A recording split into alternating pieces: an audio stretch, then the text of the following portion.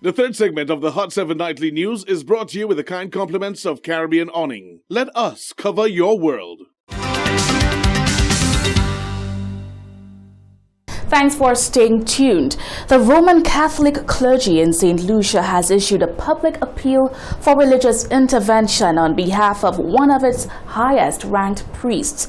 Information reaching Hot 7's news desk has revealed that Cardinal Kelvin Edward Felix, formerly Archbishop of Castries, is currently hospitalized at the Dominica China Friendship Hospital in Roseau.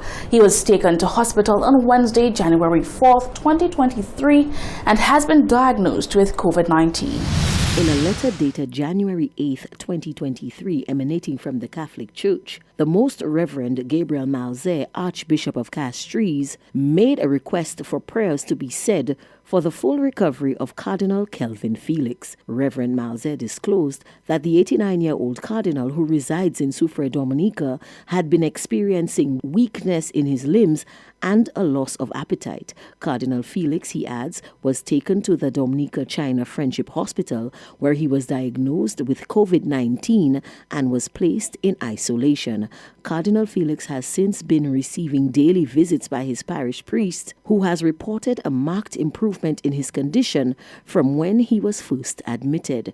Daily reports from hospital staff also indicate that he is gradually improving and is regaining his appetite. Cardinal Kelvin Felix is currently the cardinal priest of Santa Maria della Salute a Primavale, a church in Rome. The beloved cleric has been a priest for the past 66 years. He was appointed Archbishop of Castries on 17th July 1981 and served in that capacity until 5th October of the same year, when he was ordained as a bishop. He spent 41 years as the Bishop of Castries and retired on 15th February 2008. He was ordained a cardinal by Pope Francis 8 years ago on the 22nd of February 2014. Reporting for the Hot 7 TV News, I am Eldridge Charles. The Cul-de-sac Valley has been the scene of gridlocked traffic recently during the morning hours. The cause, roadworks associated with the Cul-de-sac Bridge Redevelopment Project. Permanent Secretary in the Ministry of Infrastructure, Ports and Transport, Mr. Ivor Daniel, took the time out to update the public on the status of the project and to address the unfortunate yet unavoidable issue of traffic conditions in that area. With the recommencement of the school term on Monday, January 9th, it is not unusual for traffic to be backed up as far as Ferrans along the East Coast Road and all the way to Power Pub along the West Coast Road in both directions on weekday mornings.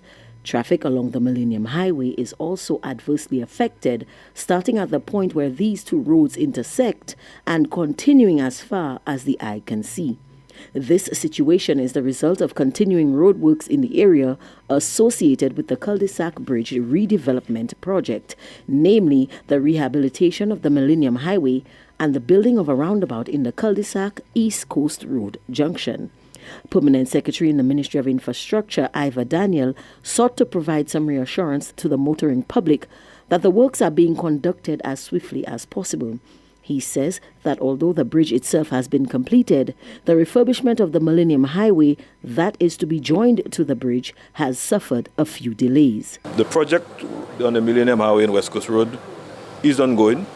They're now building the embankments to get a roundabout completed in that junction in cul-de-sac.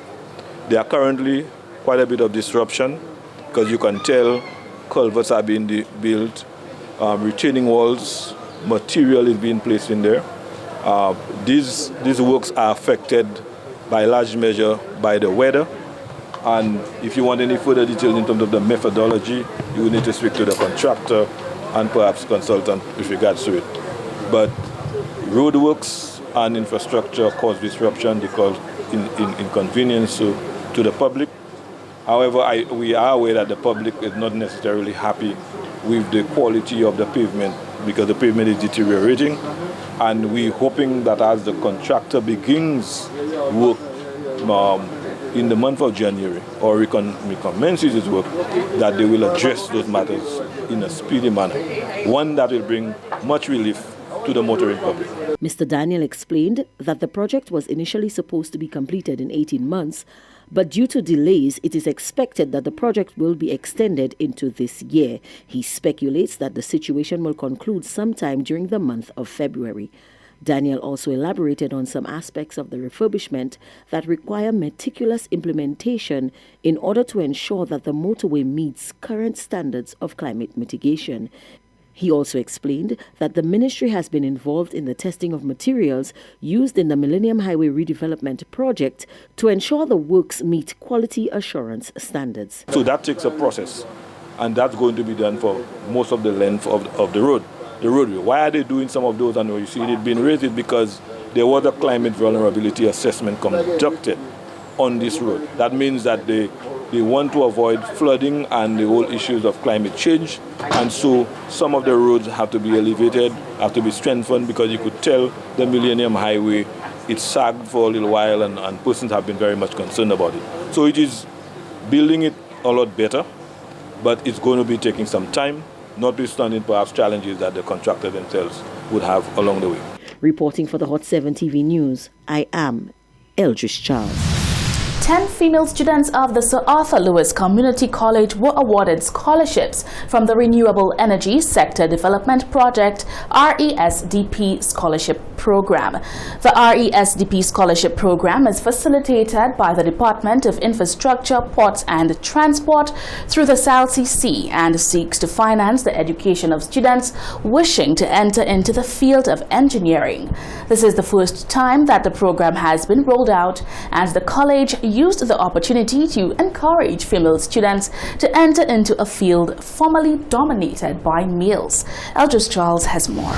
The Sir Arthur Lewis Community College hosted a ceremony today to award students with scholarships from the Renewable Energy Sector Development Project, RESDP. The endowments were handed out to 10 female attendees currently enrolled in technical and engineering programs. This initiative was made possible through a collaboration between the Ministry of Infrastructure, the World Bank, and the college, and is funded by the Gender Equality in the Renewable Energy Sector program of the Canadian Clean Energy and Forests Climate Facility. The objective is to close the gender gap in energy sector employment. The program comprises two components, scholarship and apprenticeship. The scholarship covers tuition fees, tools, transportation costs, uniform allowance, and a laptop, while the apprenticeship provides paid job placement and employment opportunities for participants of the program.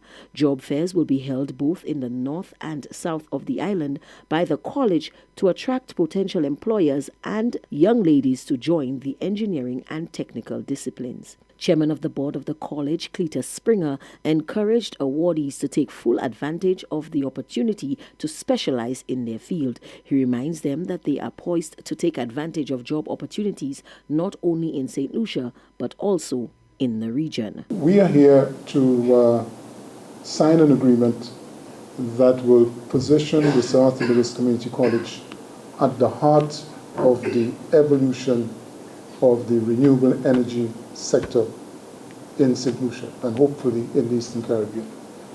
And I say hopefully because the Eastern Caribbean market is also a burgeoning market for renewable energy and science and technology domains.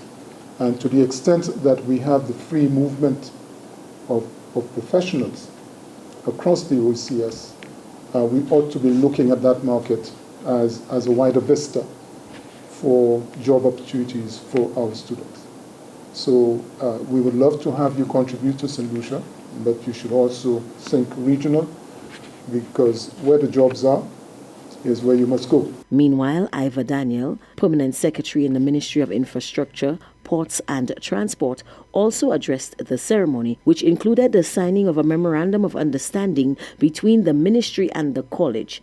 In providing a brief history of the program as well as insight into the nature of the RESDP, Daniel encouraged scholars to persevere in their chosen field of study regardless of the challenges. At the Department of Infrastructure, Ports and Transport, we do have a cadre of female, from the engineers down to our technicians, mechanical engineering, quantity surveyors, technicians, and all of this.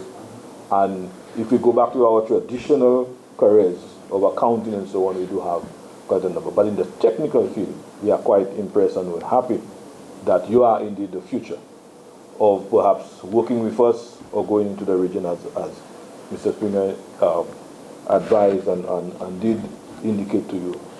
The sky is the limit, because particularly in the area of renewable energy, there are a lot of opportunities, and in the technical field as well. Reporting for the Hot 7 TV News, I am Eldridge Charles. This is the Hot 7 TV Nightly News. We'll be right back with the weather report.